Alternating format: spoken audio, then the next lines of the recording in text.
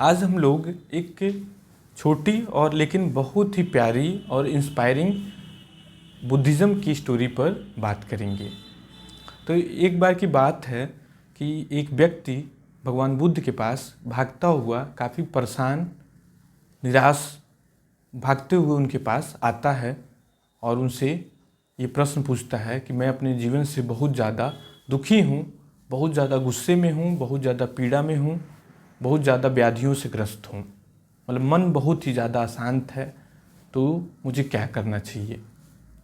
तो भगवान बुद्धा उनको एक कहानी सुनाते हैं, जिसको दो तीर की कहानी के नाम से एक कहानी पॉपुलर हुई।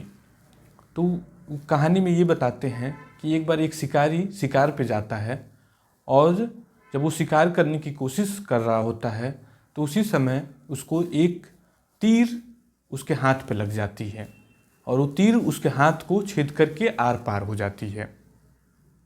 तो जैसा हमेशा होता है इस दुनिया में हर एक शिकारी का एक न एक दिन शिकार हो जाता है, तो उसी तरह से इस शिकारी का भी शिकार हो जाता है और उसके हाथ में तीर लग जाती है। और तीर लगने से वो बहुत ही ज़्यादा तेज चिल्लाता है और रोने लगता है और ज़मीन पर गिर पड़ता है। उसके हाथ से बहुत तेज़ी से खून निकलने लगता है।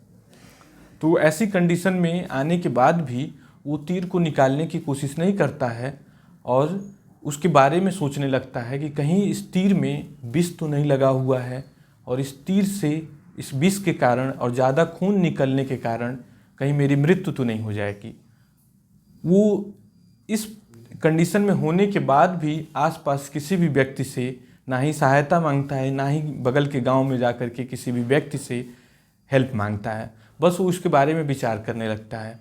वो फर्दर वो और आगे सोचता है कि कहीं इस तीर से मेरी मृत्यु तो नहीं हो जाएगी, मेरा हाथ तो नहीं कट जाएगा, मेरे इससे मृत्यु हो जाएगी तो मेरे बच्चे का क्या होगा, मेरी पत्नी का क्या होगा, जो मैंने पैसा कमाया, ज़मीन खरीदा है, उसका कौन हिसाब किताब लेगा।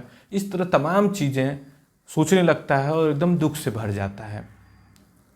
तो इसी कहानी के निष्कर्ष पर बुद्धा ये बोलते हैं कि दर्द जो है वो अपरिहार्य है, लेकिन दुख वैकल्पिक है।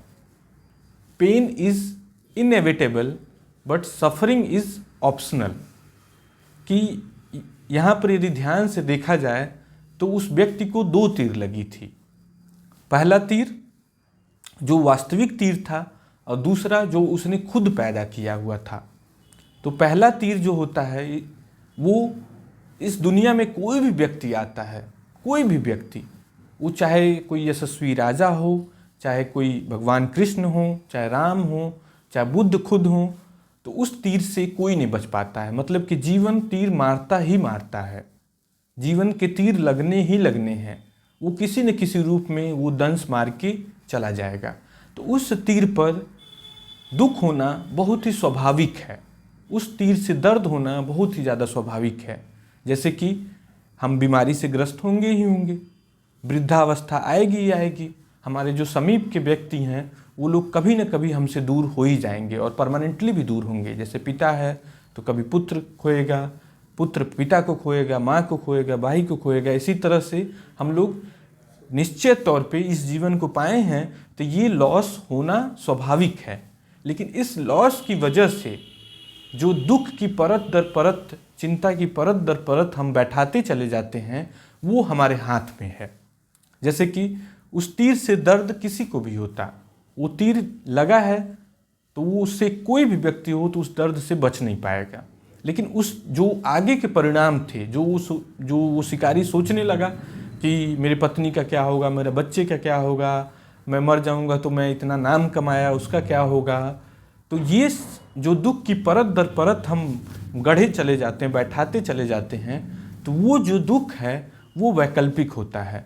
तो भगवान बुद्ध इसी में आगे कहते हैं कि इस दुख से, जो वैकल्पिक दुख है, उससे आप मुक्ति पा सकते हैं यदि आप सही विचार की साधना करें और ध्यान की साधना करें।